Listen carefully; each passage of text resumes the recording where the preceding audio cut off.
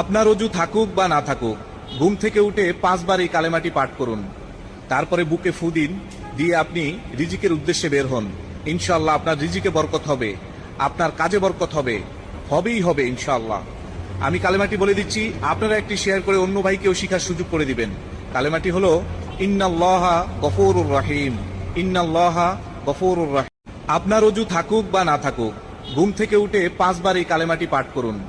তারপরে বুকে ফু দিন, দিয়ে আপনি রিজিকের উদ্দেশ্যে বের হন। ইনশাআল্লাহ আপনার রিজিকে বরকত হবে, আপনার কাজে বরকত হবে, হবেই হবে ইনশাআল্লাহ। আমি কালেমাটি বলে দিচ্ছি, আপনারা একটি শেয়ার করে অন্য ভাইকেও শিখার সুযোগ করে দিবেন। কালেমাটি হলো ইন্নাল্লাহা গফুরুর রহিম, ইন্নাল্লাহা গফুরুর রহিম। আপনার অজু থাকুক বা না থাকুক, ঘুম থেকে উঠে 5 বার এই কালেমাটি পাঠ করুন। তারপরে বুকে ফু দিন, দিয়ে আপনি রিজিকের উদ্দেশ্যে বের হন। ইনশাআল্লাহ আপনার রিজিকে বরকত হবে, আপনার কাজে বরকত হবে।